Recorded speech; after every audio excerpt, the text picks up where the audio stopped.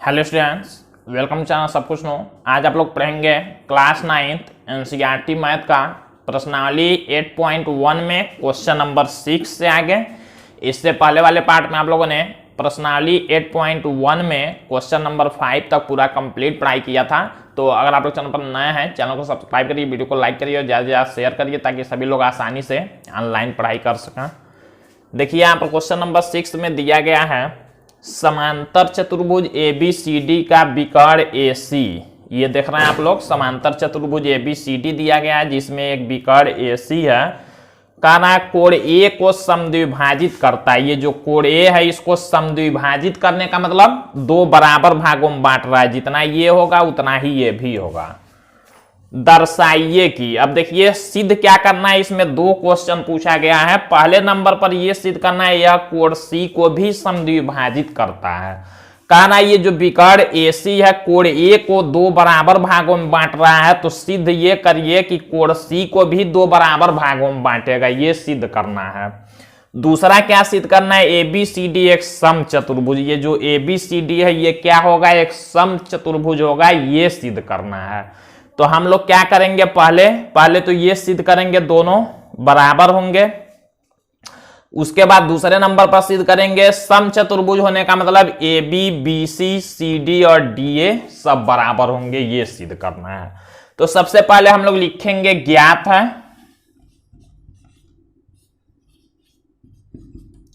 अब ज्ञात है में जो दिया रहेगा क्वेश्चन में समांतर चतुर्भुज ABCD दिया गया है, हम लोग लिखेंगे ज्ञात है में एक समांतर चतुर्भुज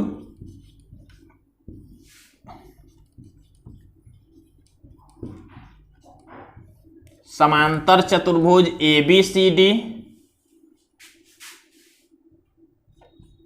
तथा इसी में और भी देखिए दिया गया कोण A को समद्विभाजित करता है। ऐसी समद्विभाजित करने का मतलब ये और ये बराबर होंगे। इसको हम लोग समझने के लिए, आसानी के लिए हम लोग मान सकते हैं, इसको कोण A मान लेते हैं, इसको 2 मान लेते हैं, इस वाले को कोण 3 मान लेते हैं, इस वाले को कोण 4 मान लेते हैं। इससे हम लोगों को समझने में आसान रहेगा। तो देखिए एक समांतर चतुर्भुज ABCD दिया गया है और 1 के बराबर 2 दिया गया है। ये दोनों बराबर हैं तो लिखेंगे तथा कोण 1 बराबर कोण 2। ये ज्ञात है।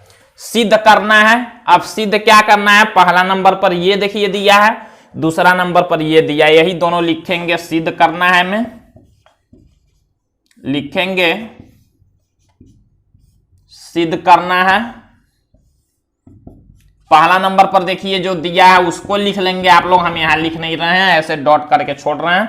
फिर दूसरे नंबर पर डाल के आप लोग लिखेंगे ये जो सिद्ध करना है इसको लिखेंगे।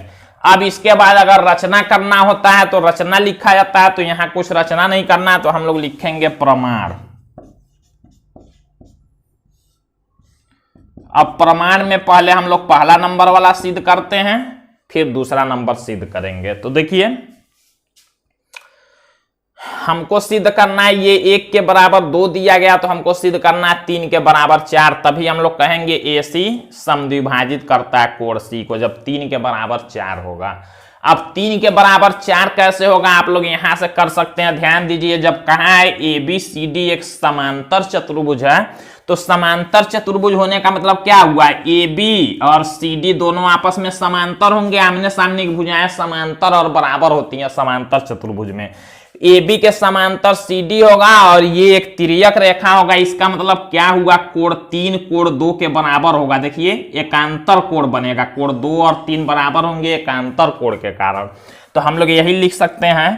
पहले वाले में हम लोग हल कर रहे हैं तो लिखेंगे AB और CD समांतर हैं, तो हम लोग लिखेंगे चूंकि AB समांतर है DC के, AB जब समांतर है DC के, तो इसलिए हम लोग लिख सकते हैं कोण 3 के बराबर कोण 2 होगा। हम लोग लिखेंगे इसलिए कोण 2 के बराबर कोण 3।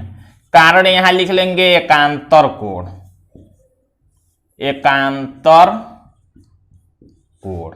अब देखिए जब एकांतर कोण है दोनों बराबर हो गया, इसको हम लोग बना लेते हैं समीकरण 1। इसका हम लोग यूज करेंगे। कोण 2 के बराबर 3 हो गया। इसी तरह से AD और BC भी समांतर होंगे, AD और BC समांतर होंगे और यही तिर्यक रेखा होगा तो कोण 1 के बराबर कोण 4 भी हो जाएगा। तो हम लोग लिखेंगे चूंकि AD समांतर होगा किसके, BC के, इसलिए क्यों समांतर होगा, क्योंकि समांतर चतुर्भुज दिया गया। समांतर चतुर्भुज में आमने सामने की भुजाएं समांतर भी होती हैं और बराबर भी। इसके समांतर ये होगा और बराबर होगा। तो जब AD और BC समांतर हैं और AC तिर्यक रेखा है तो कोण 1 के बराबर 4 होगा। ये भी एकांतर कोण है। तो हम लोग लिखेंगे कोण 1 के बराबर कोण 4, यहां कारण लिख लेंगे एकांतर कोण, एकांतर कोण। इसको बना लेते हैं समीकरण 2। अब देखिए 2 के बराबर हमने लिखा है 3 और 1 के बराबर हमने लिखा है 4, एकांतर कोण है दोनों। लेकिन यहां क्वेश्चन में पहले से दे दिया गया है कि यह समद्विभाजित करता है AC कोण A को। समद्विभाजित करने का मतलब 1 के बराबर 2 दिया गया है। तो इसको भी हम लोग लिखते हैं, यहां लिखेंगे तथा कोण 1 के बराबर है कौन, कोण 2, क्योंकि AC समद्विभाजित कर रहा है को। तो 1 के बराबर 2 है। इसको हम लोग बना लेते हैं समीकरण 3 और कारण इसका क्या लिखेंगे, ज्ञात है। ये क्वेश्चन में ही दिया गया है। हम लोग यहाँ सर्वांशम नहीं दिखा रहे हैं। हम लोग देखिए अब हम लोगों ने ऐसे बराबर किया, इसका मतलब क्या हुआ, हमको दिखाना है 3 के बराबर 4। तो देखिए समीकरण 1, 2 और 3 को जब ध्यान देंगे तो देखिए कि कैसे सिद्ध होगा। 1 के बराबर 2 है और 2 के बराबर 3 है। जब 2 के बराबर 3 है, 1 के बराबर 2 है, तो 2 के बराबर 3, यानी कि 2 की जगह पर अगर 3 रखा हम लोग तो 1 के बराबर 3 होगा। और 1 किसके बराबर है, 4 के, और 1 3 के भी बराबर, यानी कि 3 बराबर हो जाएगा किसके, 4 के। तो हम लोग लिखेंगे समीकरण 1, 2 व 3 से हम लोग डायरेक्ट लिखेंगे समीकरण 1, 2 व 3 से। समीकरण 1, 2 और 3 से क्या होगा, हमको यही सिद्ध करना था 3 4 के बराबर। तो आप लोग देख सकते हैं जब 2 3 के बराबर है और 2 1 के बराबर है, 2 3 के बराबर 2 1 के बराबर, तो 1 भी 3 के बराबर होगा। और जब 1 3 के बराबर होगा तो 1 4 के भी बराबर है, यानी 3 4 के बराबर हो जाएगा। हम लोग लिख लेंगे समीकरण 1, 2 और 3 से कोण 3 के बराबर कौन होगा, कोण 4। और कोण 3 के बराबर कोण 4 लिखने का मतलब क्या हुआ, जब ये और ये दोनों बराबर हैं, यानी कि AC क्या कर रहा है, कोण C को समद्विभाजित कर रहा है। हम लोग लिखेंगे अतः AC, जो AC है क्या करता है, कोण C को भी समद्विभाजित करता है। AC कोण C को भी समद्विभाजित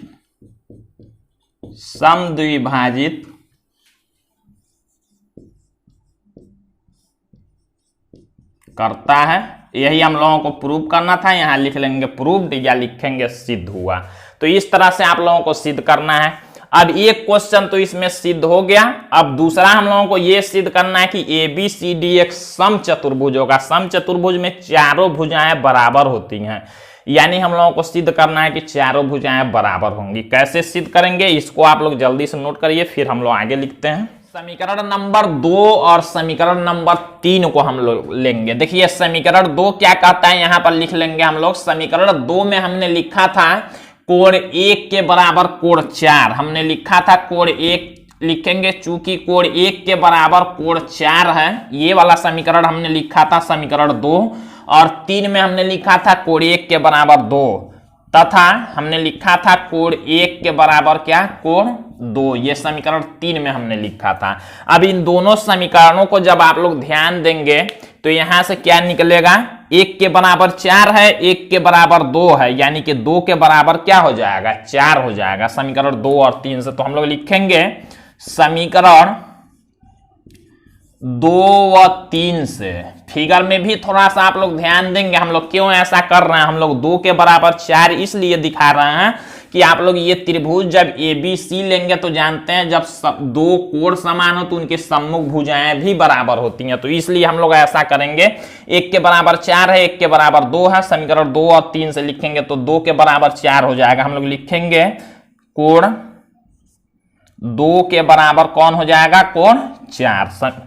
समीकरण 2 और 3 लेंगे हम लोग, कोण 2 के बराबर 4 हो जाएगा। इसको हम लोग बना लेते हैं समीकरण 4।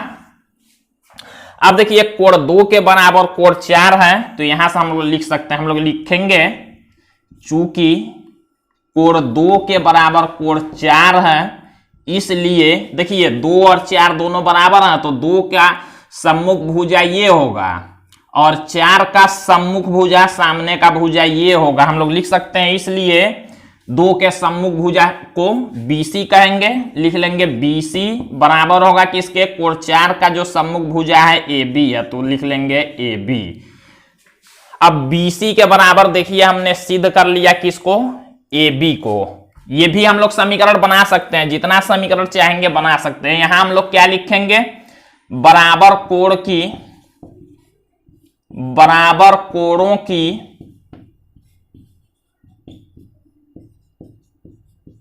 सम्मुख भुजाएं, बराबर कोणों के सम्मुख भुजाएं क्या होती हैं, बराबर होती हैं। BC के बराबर हो गया AB, समीकरण जितना चाहेंगे आप लोग बना सकते हैं। इसको बना लेंगे समीकरण 5।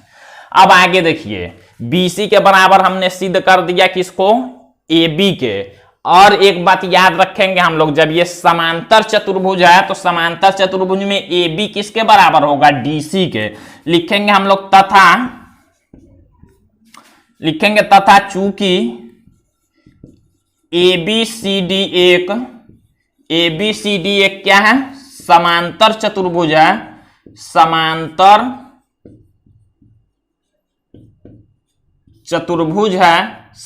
चतुर्भुज है तो देखिए क्या होगा, समांतर चतुर्भुज में आमने सामने की भुजाएं समांतर और बराबर भी होती हैं। इसके बराबर ये होगा और इसके बराबर ये हो जाएगा। तो देखिए हम लोग लिख सकते हैं जब ABCD समांतर चतुर्भुज है तो AB किसके बराबर होगा, DC के, या DC किसके बराबर होगा, AB के। हम लोग लिख सकते हैं इसलिए AB के बराबर कौन हो जाएगा, DC हो जाएगा। AB के बराबर हो जाएगा DC तथा BC के बराबर कौन हो जाएगा, AD तथा BC के बराबर हो जाएगा AD। इस वाले को हम लोग बना लेते हैं समीकरण 6। अब देखिए BC के बराबर है कौन, यहां हमने सिद्ध किया है AB, जबकि AB के बराबर है कौन, DC। ध्यान दीजिएगा इन दोनों समीकरणों को 5 और 6 को। BC के बराबर है AB और AB के बराबर है DC। AB दोनों में तो BC किसके बराबर हो जाएगा, DC के। ये BC किसके बराबर हो जाएगा, DC के। इस तरह से हम लोग क्या कह सकते हैं।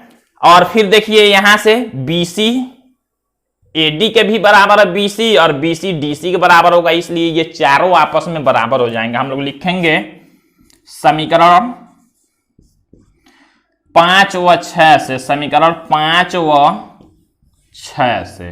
अब दोनों समीकरणों से हम लोग क्या कर सकते हैं, AB BC CD और DA सब बराबर होंगे। लिखेंगे AB बराबर BC बराबर CD बराबर DA। जब चारों भुजाएं बराबर हैं तो हम लोग कह सकते हैं एक ABCD एक क्या है, समचतुर्भुज। हम लोग लिख सकते हैं इसलिए